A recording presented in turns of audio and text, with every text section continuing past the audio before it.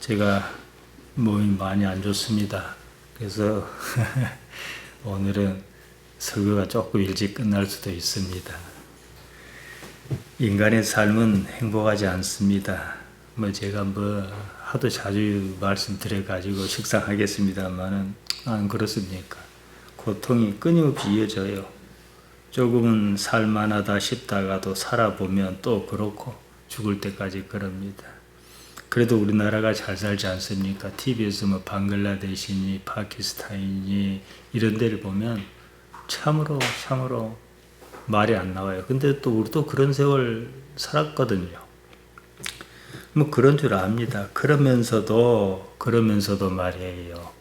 그러지도 않으리라는 기대 또한 포기하지 못합니다. 육체가 살아있는 한, 육체가 손을 놓을 때까지는 계속 그러면서 기대와 절망에 시달리는 것이 인생입니다. 제가 요새 뭣도 잘 못 먹고 체중도 많이 빠지고 힘이 약하지 않습니까? 근데 또 한 가지 좋은 게 있습니다. 뭐가 좋냐? 우리가 흔히 우리식 표현을 하면 영성이라 그럴까? 이런 건 더 맑아져요. 생각도 맑아지고. 육체가 세니까 사실 괴로움이 큰 거예요. 사실은요, 계속해서 육체가 손을 놓을 때까지 기대와 절망에 시달린 게 인생인데요. 사실 기대가 없으면 절망도 없어요. 인생이 어째서 이럴까 생각 있는 사람들 저마다 고민했지요. 불행의 원인이 무엇일까? 그래서 육체를 죄악시하고 이런 사람들도 있었습니다. 근거가 없는 것은 물론 아닙니다만은 좀 그렇지요. 하나의 예를 들겠습니다.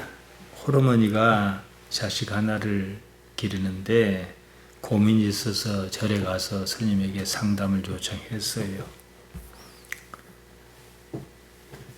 아들이 큰 문제 없이 잘 컸단 말입니다. 성년의 나이가 이르렀어요. 그러면 이제 학교 마치고 군대 갔다 오고 그럼 취직하고 그래야 될 텐데 그럴 생각도 하지 않고 집에만 틀어박혀 있어서 고민이다.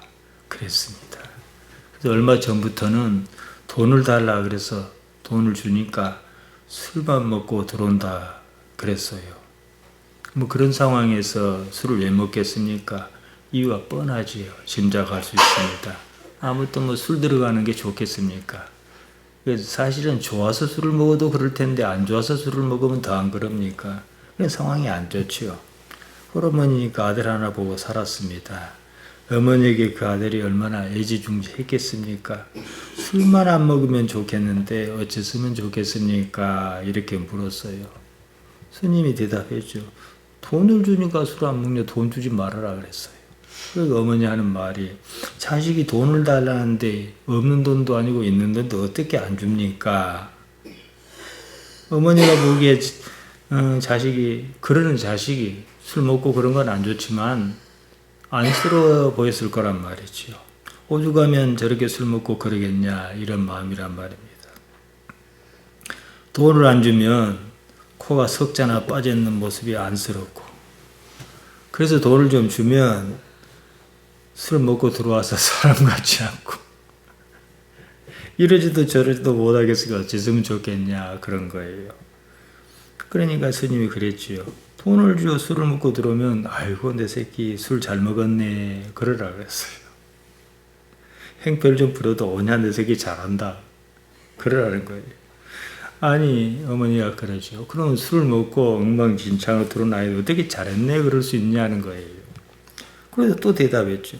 술 먹고 들어온 꼴이 보기 싫으면 돈을 주지 말아야지. 술 먹으라고 돈 줘놓고 술 먹고 먹은 꼴은 보기 싫다. 둘 중에 하나만 하라 그랬어요. 이게 물론 절에 스님이 할 수 있는 얘기고 그런 것 같지만은 사실 그래요.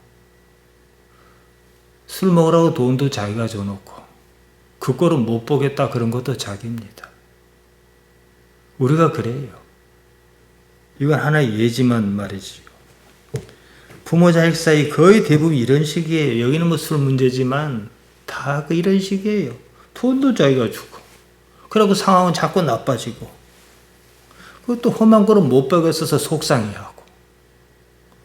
자식을 사랑하는 마음이 없다면 이런 일도 없겠지요. 사랑이라는 것이 어중간하게 부모 자식 사이에 끼어서 이러지도 저러지도 못하고 혼자 속상합니다. 당사자는 속상하지도 않아요. 내 속상한 것만큼 자식이 속상합니까? 우리 집사님들 아실 거예요. 안 상해요, 당사자는.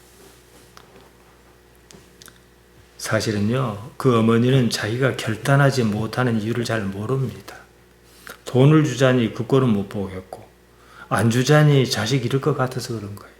자식을 사랑하는 건 맞지만, 사랑하기 때문에 돈을 주는 것만은 아니다, 이 말씀입니다. 자식을 잃을까 싶어서, 자식이 자기에게 멀어질까 싶어서, 그 두려움이 더 큰 겁니다. 자기를 지키고 싶어서 그런 거예요. 그런 건 사랑이 아니지요. 그래서 오냐 자식 호로 자식 된다 이런 말 있지 않습니까? 누구는 안 사랑해서 그런답니까? 그러면 이런 상황이면 상황이 이래요. 그러면 어디까지 가냐? 갈 때까지 가요. 돈이 떨어지면 주고 싶어도 줄 수 없지 않겠습니까? 그러면 끝납니다. 그러지 않으면 돈은 안 떨어졌어요. 그럼 계속 줘요. 그럼 자식이 술병이 나서 병원에 실려가든지 그래야 끝나는 거예요. 그러면 상황은 나빠질 때는 또 나빠져 버리고, 그러다가 안 싸우기라도 하면 좋은데 간간히 한 번씩 또 싸워요. 지금 우리가 남의 얘기라고 생각하면서도 남의 얘기 아니다 싶은 그런 부분이 있지 않습니까? 자식 문제로 속을 썩는 경우가 되게 이런 식이에요. 자식은요, 자기만 생각합니다. 복잡할 것 하나도 없습니다. 부모 속까지 알 이유가 없어요. 부모는 그러지 않습니다. 사는 방식과 모습이 다를 뿐 사람 사는 게 다 이렇습니다. 이것을 넘어서지 못하니까 불행한 거예요. 점점 더 나락에 빠져가면서도 자기 기대감을 내려놓지 못하는 데 있습니다. 다 내려놔 버리면 아무런 문제가 없습니다. 자식 때문에 빚어지는 갈등은 막연한 기대감 때문이에요. 기대하는 것이 없으면 미워할 일도 없습니다. 이런 일은 어느 순간에 자꾸 순환고리잖아요. 그럼 이게 돌고 돌다가 이래서는 곤란하겠다 싶으면 어느 순간 끊어야 하거든요. 못 끊고 있잖아요. 알아도 못하지요. 현실의 자신으로서는 이러지도 저러지도 못하고 무슨 묘책이 있을까 싶은 건데요. 묘책 없습니다. 상황만 나쁜 쪽으로 치닫죠. 이런 것을 불교에서는 가르마다, 업보다 그럽니다. 그래서 이제 해결 못하면 뭐랍니까? 업보다 안 합니까? 그래서 이제 현생에서 뭐 그나마 해결할 방법이 있으면 모르겠는데 내가 해결할 의지가 있건 없건 말이에요. 근데 어쨌든 못하겠는 거 그럼 어떻게 해요? 이제 전생까지 끌고 가는 거죠. 그래서 전생이라는 개념이 생겨난 거예요. 인간이 불행한 것은요, 죄 때문입니다. 매우 종교적인 표현이지요. 기독교에서도 주로 그렇게 말합니다. 죄라는 것은 하마르티아입니다. 우리가 흔히 생각하는 그런 죄는 오펠레마입니다. 제가 예수님께서 제자에게 기도문을 가르쳐 주실 때 그 말씀하셨다고 말씀드렸습니다. 하마르티아는 화살 같은 것이 관역을 제대로 마치지 못한 것을 두고 하는 말에서 비롯했습니다. 그러니까 결과적으로 보면요, 화살은 이미 꽂혀버렸어요. 이미 어긋나 버렸어요. 꽂혀버렸기 때문에 그게 10점이냐 8점이냐 탈락이냐 우리는 이거밖에 확인할 방법이 없어요. 그런 방법이 없는 것이냐. 앞서도 잠깐 말씀드렸습니다. 자기를 버리면 더는 나빠지지 않습니다. 여기서 불교는 무와 공 개념을 생각했습니다. 무는 없다는 것이고 공이란 건 텅 비었다는 뜻 아니겠습니까? 이 두 가지 개념은 일체의 사물에 개개의 자성이 없다 이렇게 본 거예요. 다시 말씀드리면 내가 없는데 나라는 것은 실체가 없는데 괴로울 일이 뭐냐는 거예요. 나라는 것을 단정하고 또 지키려 하다 보니까 점점 더 괴로움에 빠진다 이 말입니다. 여기서 우리가 다시 한번 생각해 봅시다. 예수님께서 당신을 따르는 사람에게 이렇게 말씀하셨습니다. 마가복음 8장 34절입니다. 무리와 제자를 불러 이르시되 아무든지 나를 따라오려거든 자기를 부인하고 자기 십자가를 지고 나를 좇을 것이니라. 예수님께서 당신을 따르겠다는 사람을 잡아 죽이게 하시겠습니까? 살리려고 이러시지 않겠습니까? 뭐 영생까지는 모른다 그럽시다.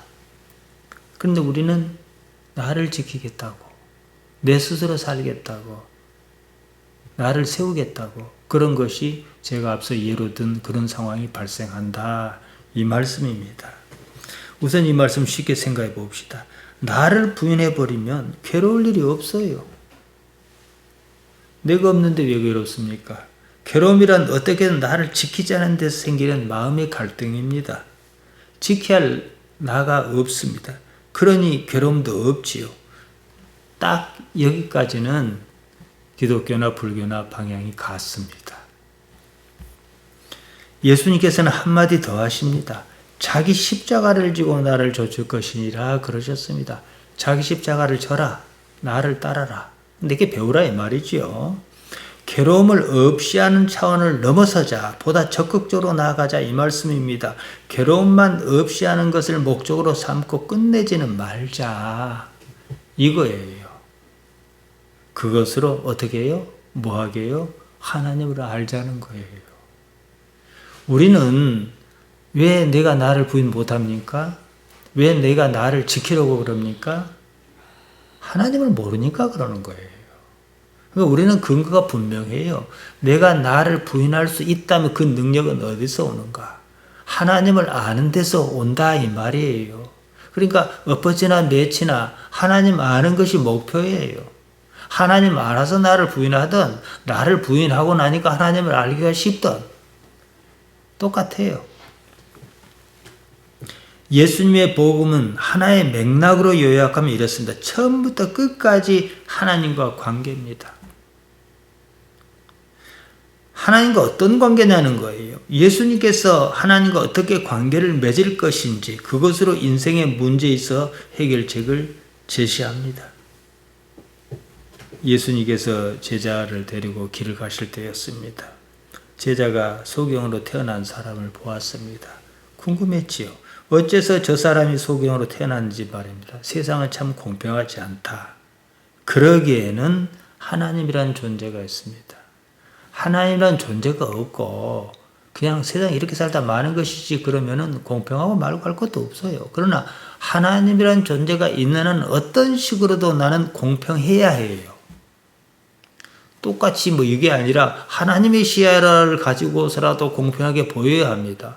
그래야 나보다 많이 가졌다 해서 내가 시기하지 않아요. 나보다 더 좋은 집안에 태어났다 해서 내가 부러워하지 않습니다. 왜냐? 하나님의 공평이라는 게 있으니까요. 세상의 공평은 너도 나도 똑같이 하나씩 갖자는 거잖아요. 그런데 하나님이라는 문제가 있었을 때는 아무리 생각해도 저 사람이 소경으로 태어난 것은 이해할 수가 없는 거죠. 있다면은 그 사람에게는 하마터가 있어야 하는 거예요. 아니면 그 부모에게라도. 그래서 예수님께 여쭈었습니다. 요한복음 9장 2절입니다. 제자가 물어 가로되 랍비여 이 사람이 소경으로 난 것이 네 죄로 인함이오니이까 자기 오니이까 그 부모 오니이까 그때나 지금이나 똑같은 할 수 있는 질문이지 않습니까? 예수님께서 답변하십니다. 이 사람이나 그 부모가 죄를 범한 것이 아니라 그에게서 하나님이 하시는 일을 나타내고자 하심이니라. 불행의 원인이 무엇이다 이렇게 말씀하시지 않았습니다. 다만 지금 그가 불행한 상황, 그가 처해 있는 불행한 상황에서 하나님께서 어떻게 나타나실지를 말씀하신 거예요. 대개 불행의 원인이 무엇인가 그걸 따지고 찾고 그렇습니다.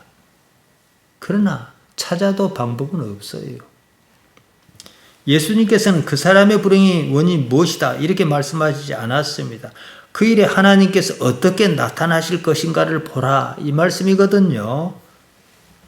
그 일로 그가 하나님을 찾을 것이고 관계를 맺을 것이고 결국 그러지 않았습니까? 눈 못 뜨고 태어난 사람은 예수님을 알아보고 하나님을 영접했어요. 그러나 그냥 안식일마다 철두철미하게 제사한다고 그 야단법사 하던 사람들은 예수님을 배척했습니다. 소경으로 태어난 것이 누구 하마리티아 때문이냐? 죄의 하마리티아입니다. 하마리티아는 그 개인이 현실적으로 어찌 못해보는 겁니다. 있다면 하나밖에 없어요. 이 상황에서 나는 하나님을 찾겠다. 이거밖에 없어요. 하나님과 관계를 위해서 그런 일이 있다. 어떤 얘기는 이 말씀이거든요. 현실의 삶이 어째서 불행하냐 이렇게 따지는 것은 의미가 없습니다. 답도 안 나옵니다. 어째서 불행하다 원인을 찾았다 해도 방법이 없습니다. 이미 저질러진 일입니다. 아담과 하와가 동산 중앙에 있는 선악을 알게 하는 나무의 실과를 따먹어 버렸습니다. 우리의 현실이 불행하다. 우리로서는 달리 방법이 없다. 이런 종교적 표현입니다. 아담과 하와 때문에 지금 내가 불행하다. 그것은요, 내가 불행하다는 사실을 확인시켜 줄 뿐이지 해결책은 아니에요. 그러니까 성경도 그렇게는 말 안 합니다. 내 삶은 이렇게 저질러졌습니다. 큰 틀에서 나의 의지와는 상관없습니다. 내가 부모를 선택한 것도 아니고 말이죠. 내가 금수저 집안에 태어나지 못한 것은 참으로 안타까운 일이지만 그것을 가지고 아이고 내 팔자야 그렇게 할 이유도 없다 이 말씀입니다. 그래 본들 방법이 생기는 것이 아니거든요. 그냥 그럴 뿐이에요. 다만 내게 주어진 딱 이 조건에서 내가 할 수 있는 것이 무엇이냐, 내 의지로 할 수 있는 게 무엇이냐, 인생 전체를 걸고서 말입니다. 하나님을 아는 것은 내가 할 수 있는 일이에요. 그 일로 하나님 아버지를 찾고 관계를 짓는 것 뿐입니다. 그조차도 안 하겠다면 방법이 없습니다. 그냥 그렇게 사는 거지요. 아무튼요, 인생은 불행해요. 그것을 해소하는 방법은 하마리테아를 어떻게 없이 할 것인가 이것입니다. 그래서 보통의 신학자는 하마리테아를 이해는 하겠는데 설명을 못 하겠는 거예요. 그러니까 원죄다 이런 말을 썼습니다. 어찌 볼 수 없다는 인식에 머물러 있었습니다. 그러면 자기도 모르는 말인 거지요. 한편으로 하마리테아를 예수님께 떠넘겨 버렸습니다. 예수님께서 십자가를 지심으로 나의 하마리테아가 없어졌다 그랬습니다. 얼핏 그럴듯하지만 말장난입니다. 우리가 예수님을 믿지 않습니까? 예수님 믿는데 왜 우리에게 하마리테아가 있어야 합니까? 하마리테아가 있기 때문에 코로나에도 걸리고 뭣도 걸리고 그런 거예요. 하마리테아가 없으면 당연히 불행한 일도 없어야 하지 않습니까? 예수를 믿었으니까 불행한 일 아예 없어야 하잖아요. 그게 무슨 얘기냐는 말이에요. 현실은 믿는다고 그러고 안 믿는다고 안 그러고 그러지 않습니다. 현실은 나의 믿음과 상관없습니다. 사실은 그냥 사실이고 아닌 것은 그냥 아닌 것입니다. 믿음은 믿고 싶은 그것을 믿는 것이 아니라 믿어야 하는 그것을 믿는 것입니다. 소경으로 태어났던 사람은 예수님을 알아봤습니다. 이런 상황에서 예수님께서 바리새인에게 말씀하신 거예요. 요한복음 9장 41절입니다. 예수께서 가라사대 너희가 소경이었다면 죄가 없으려니와 본다고 하니 너희 죄가 크저이니라. 너희가 차라리 소경이었다면 하마리테아가 그나마 힘을 쓰지 못했을 텐데 너희가 본다고 그러니까 하마리테아가 여전히 활개치고 너희를 지배한다 이 말씀입니다. 바리새인은 하마리테아를 해결할 생각이 없었습니다. 그것이 무엇인지 생각이 없었습니다. 나아가 하나님과 관계를 맺는데도 크게 관심이 없었습니다. 한편 소경이었던 사람은 소경이었던 그 때문에 예수님을 알아보았습니다. 하나님과 관계를 맺기까지 이르렀다는 사실입니다. 하마리테아가 그를 살린 거예요. 대단한 역설이죠. 이런 새로운 틀, 새롭게 제시하는 방법, 이게 바로 예수님의 방법, 예수님의 복음입니다. 인생은 어차피 못 바꿉니다. 내가 왜 이렇게 태어난지 알 수도 없고 안다 해도 달리 방법도 없습니다. 다시 태어난들 이 삶이 그 삶이 이 삶보다 더 낫다는 보장도 없습니다. 크게 보면 삶은 태어난 것 자체가 괴로운 일입니다. 이미 주어진 이 삶이 무엇을 요구하는지 이렇게 방향을 잡아야 합니다. 요한복음 16장 9절입니다. 죄에 대하여라면 이게 상당히 직설화법입니다. 죄에 대하여라면 하마리티아에 대하여라 하면 저희가 나를 믿지 아니함이요. 그러니까 뒤집어서 보면요. 예수님을 믿으면 하마르티아에 대한 해결 방법이 있다 이 말씀이에요. 안 믿으니까 그대로 있지 않냐 이 말씀이거든요. 하마르티아는 사라지지 않습니다. 하지만 더는 힘 못 쓰게 할 수는 있습니다. 그게 예수님이라는 방법입니다. 여기서 예수님을 믿는단 말이 무엇인지 다시 한번 생각해 보겠습니다. 되게 예수님을 믿는다 그럽니까? 근데 한국 교회에서 신앙인들은 오랜 토속 신앙의 영향이었던지 간에 예수님을 믿는다 그러면은 예수님께서 무슨 생각을 하시는지 무슨 마음을 잡수고 계시는지 관심이 없어요. 그냥 내 안에 예수님이라고 하는 몽실몽실한 그 그림 그걸 믿는다고 야단인 거예요. 그러니까 예수님 믿는 게 아니지요. 예수님이라고 하는 또 다른 우상을 믿는다 이 말입니다. 예수님을 우상처럼 숭배해요. 우상은 말도 없고 기식도 없습니다. 예수님을 무슨 우상으로 생각하고 자기가 믿고 싶은 그것을 거기다 투사합니다. 자기 소원이 이루어지기를 바랍니다. 예수님은 내 믿음의 대상이 아닙니다. 내가 따라야 하고 배워야 하는 대상입니다. 언제든지 내 믿음이 틀렸다면 고치고 바꿔야 하는 대상이에요. 예수님께서 말씀하셨습니다. 마태복음 11장 29절에 보면 나는 마음이 온유하고 겸손하니 나의 멍에를 메고 내게 배우라 그러셨습니다. 예수님께서 무슨 말씀을 하셨는가 알려고 하고 배우려고 해야 합니다. 예수님의 생각을 읽어야 한다 이 말씀입니다. 예수님께서 무슨 생각을 하셨는지 거기에 관심이 없어요. 온통 자기 생각만 관심이 있습니다. 예수님을 믿어 자기 소원을 성취하는 것이 오늘날 한국 기독교 신앙입니다. 그러니까 예수님이라는 우상을 하나 만들어 놓고 우상 숭배하고 있는 거죠.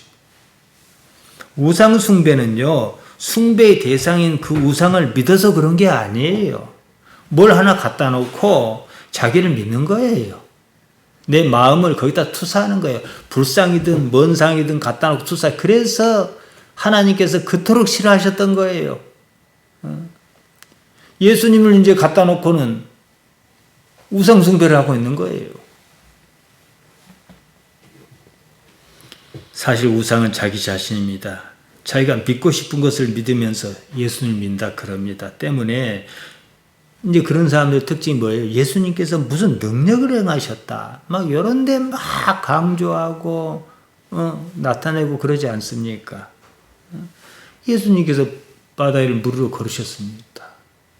극단적으로 말씀드리겠습니다. 바다 위로 물으러 걸으신 게 나하고 무슨 상관입니까? 예수님께서 바다 위로 걸으신 것이 나에게 무슨 이익이 있습니까? 무엇을 말씀하셨고 가르치려 하셨는가? 그것을 중요하게 생각하지 않습니다. 어떻게 하면 그 능력을 조금이라도 빼내올까? 그것만 생각해요. 예수님께서 그 당시에 왜 기적을 행하셨습니까? 당신이 누구이신지 그 사람들에게 드러내기 위한 거예요. 능력은 현장에서 나타나야 하는 거예요. 예수님의 능력을 좀 어떻게 빼놨을까?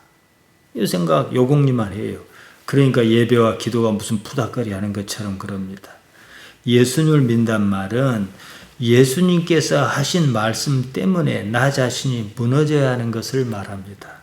예수님의 생각이 옳다고 믿기 때문에 예수님처럼 내 생각을 버리고 하나님께로 돌아가자 이것입니다. 우리가 하나님께 돌아가고 싶은데 정보가 없어요. 뭘 알아야 돌아가든지 말든지 또 뭘 들어야 정말 그럴만 하구나. 나도 그런 시도를 해봐야겠다. 이런 생각이 들 텐데 뭐는 못 하잖아요. 그래서 예수님의 말씀에 성경도 있고 예수님의 말씀도 있고 해서 들었단 말이에요. 그러니까 그러면 내가 뭘 해야 하지? 자기를 부인하라 그랬으니까 나를 버리고 하나님께 돌아가겠다. 이것이에요. 내가 절대적으로 옳다면 또 모르겠습니다. 그럼 뭘 믿어요? 나를 믿지. 이사야는 말했습니다. 이사야 55장 7절입니다. 악인은 그 길을, 불의한 자는 그 생각을 버리고 여호와께로 돌아오라. 악인, 불의한 자 그러니까 다 남이라 생각해요. 하나님께 온전히 돌아가지 못한 모든 사람이 악인이고 불의한 자입니다. 악을 행할 수밖에 없고 불의를 행할 수밖에 없습니다. 내가 무너져야 하는 근거가 무엇인가? 이 말씀이지요. 예수님께서는 하나님의 구체적인 표현입니다. 그래서 요한은 요한복음 첫머리를 시작하면서 예수님을 가리켜 태초의 말씀이다 이렇게 표현했던 거예요. 대단히 신학적인 표현입니다. 제가 가끔 말씀드립니다. 예수님을 우리와 같은 자연인으로 보자 이 말씀이에요. 하나님의 아들이라 해서 하나님의 아들이고 사람의 아들이라 해서 사람의 아들이겠습니까? 그것은 내가 어떻게 하는 게 아니에요. 예수님께서 겟세마네 동산에서 기도하셨습니다. 얼마나 간절하게 기도하셨는지 누가복음 22장 44절에 나옵니다. 예수께서 힘쓰고 애써 더욱 간절히 기도하시니 땀이 땅에 떨어지는 핏방울 같이 되더라. 무엇을 기도하셨습니까? 십자가 지지 않도록 허락해 달라 기도하셨어요. 예수님께서는 십자가가 다가오는 것을 알고 계셨습니다. 피할 시간도 있고 방법도 있었습니다. 대제사장이 보낸 군병이 들이닥쳤습니다. 베드로가 검을 빼들어 휘둘렀습니다. 대제사장의 종 말고 오른쪽 귀가 잘려나갔습니다. 이런 상황에서 예수님께서 베드로에게 말씀하시는 거예요. 마태복음 26장 52절 53절입니다. 내 검을 도로 집에 꽂으라. 검을 가지는 자는 다 검으로 망하느니라. 너는 내가 아버지께 구하여 지금 12영 더 되는 천사를 보내시게 할 수 없는 줄로 아느냐. 이 상황에서 벗어나려고 마음먹으면 내가 원하지 않으면 얼마든지 안 할 수 있다. 하지만 그렇게 안 하겠다. 왜냐? 아버지께서 허락지 아니하시니까.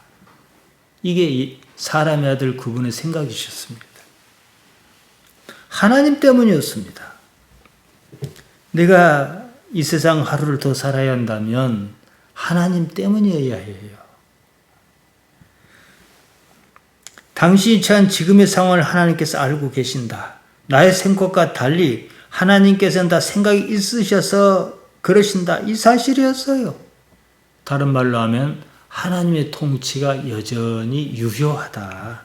바로 이게 하나님의 나라 바실레이아 투 데우 이 말입니다. 사람의 아들 예수님께서는 하나님께서 이 참 무엇과 같은 이 상황도 하나님께서 바로 주관하고 계신다는 것을 사실로 인식하셨습니다. 십자가가 내 마음에 들고 들지 않고 이것은 아무런 상관이 없습니다. 물론 십자가가 너무나 고통스러운 나머지 하나님께 도움을 요청할 수는 있어요. 또 하나님께서 감당 못할 것을 우리에게 허락지 않는다. 사도 바울이 그랬지 않습니까? 그러니 그때는 하나님 제가 힘듭니다. 요청할 수 있어요. 그건 아무런 문제가 없고 당연히 요청해야 합니다. 이 삶이 모든 것이라면 우리는 십자가 지지 않아야죠. 이 삶이 모든 것이 아니라면 다시 생각해야 합니다. 이때는 하나님께서 바로 이 삶에 개입하여 계시는가 이것 말고 중요한 다른 것은 없습니다. 그 상황이 마음에는 안 들지만 하나님께서 개입하여 계신다는 그 사실 하나 때문에 나는 내 마음에 안 들어도 어쩔 수 없이라도 하나님 내가 이것을 받아들일 힘을 주옵소서 이렇게 할 수밖에 없다는 거죠. 이게 예수님의 마지막 기도가 아니었습니까? 지금 여기가 하나님 나라라는 인식이 있다면 하나님께서 통치하고 계신다는 사실을 충분히 내가 알고 있다면 예수님이 아니라 여러분이라도 십자가를 지는 선택을 할 수밖에 없었을 것입니다. 이 문제입니다. 인생이란 전체를 놓고 봅시다. 우리 집사님들하고는 참 제가 말씀드리기가 수월합니다. 인생을 많이 사셨기 때문에 인생을 많이 살았습니다. 집사님들. 무엇이 중요하냐 이 말이에요. 그러잖아요. 옛날엔 이것도 중요하고 저것도 중요하고 다 중요했는데 딱 지금 해보면 뭐가 중요합니까? 하나님밖에 없어요. 우리가 무식 속에서 두려워하는 것은요. 나라는 게 사라지는 것이에요. 그것을 자식으로 투사하고 남편으로 투사하고 막 이러는 겁니다. 아니면 명예로도 살라고 이러는 거예요. 내가 사라져도 아무런 문제 없습니다. 하나님께서 계시지 않느냐 이거지요. 오히려 나를 없이 함으로 하나님 아버지께서 내 삶에 더욱 드러난다는 사실이에요. 힘 빼야지요. 옳은 건 옳고 아닌 건 아니라 그러면서 이 삶에 하나님께 어떻게 나타나시려나. 사실 나의 요구라는 걸 가만히 생각해 보면요. 99%는 육체의 요구예요. 오늘은 여기서 마쳐야겠습니다. 여러분이 한 세상을 살지 않았습니까?